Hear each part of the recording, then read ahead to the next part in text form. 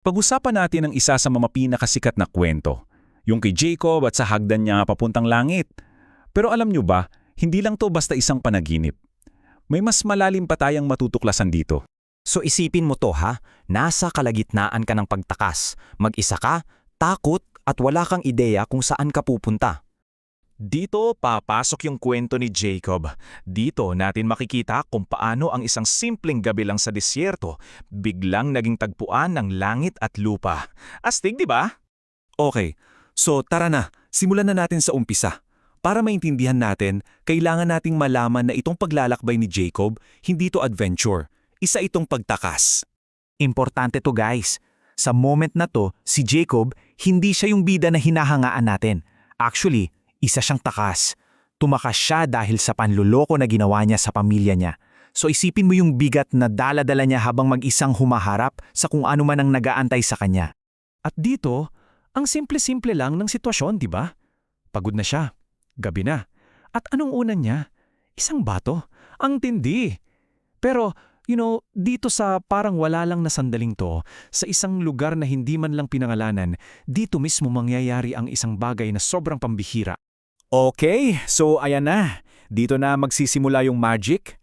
Mula sa pagod at takot niya sa totoong buhay, bigla tayong papasok sa mundo ng panaginip niya. Anong nakita niya? Isang hagdan. Pero hindi ordinaryong hagdan. Isipin nyo, isang hagdan na nakatayo sa lupa pero abot hanggang langit. Grabe.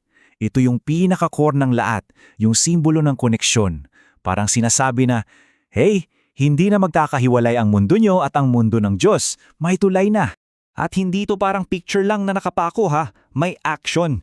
May mga anghel na paakyat, pababa, tuloy-tuloy.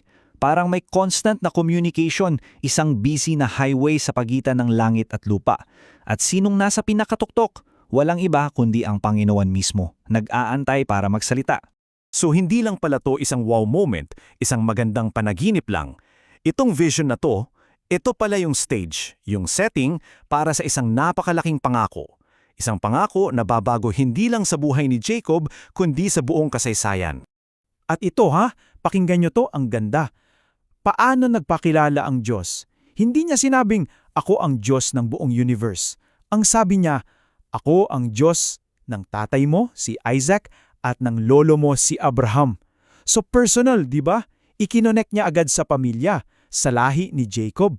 Pinapakita nito na yung pangako may pinanggagalingan, may kasaysayan.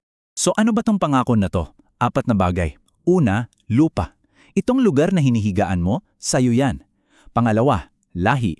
Yung mga magiging anak at apo mo, sobrang dami, parang alikabok. Pangatlo, pagpapala. Dahil sa'yo, pagpapalain ang lahat ng tao. At pang-apat, proteksyon. Kasama mo ko, babantayan kita kahit saan ka pumunta. Kumpleto. At para walang duda, tinapos ng Diyos sa isang napakatinding statement. Hindi kita iiwan hanggat hindi ko natutupad lahat ng sinabi ko sa'yo. Grabe! Hindi to baka, hindi to siguro. Ito'y isang sigurado matibay na pangako. Ang garantiya, hindi si Jacob. Ang garantiya ay ang Diyos mismo. Okay, so tapos na ang panaginip, biglang gising na si Jacob. Anong pakihamdam? Yung misteryo ng panaginip biglang naging totoo. Sobrang totoo. Imagine mo yung moment na yon. Paggising niya, sigurado may ilang segundo ng katahimikan. Pinoproseso niya lahat. Ano pa yon? Totoo ba yon? Paano kung yung panaginip mo parang mas totoo pa sa pagising mo? At yun na, nag-sink in na sa kanya. Teka, sabi niya, nandito pala ang Panginoon sa lugar na to.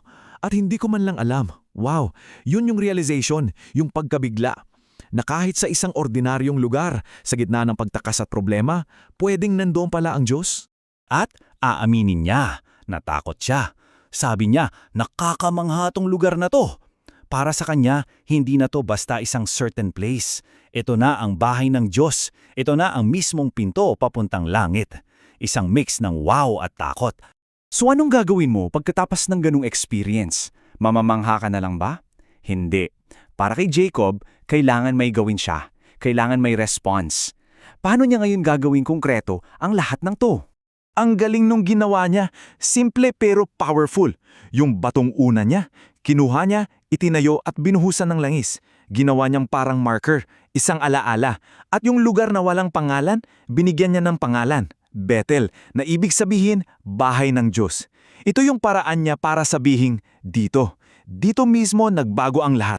At pagkatapos, gumawa siya ng panata. Pero pansinin nyo ha, may kondisyon. Parang if-then statement.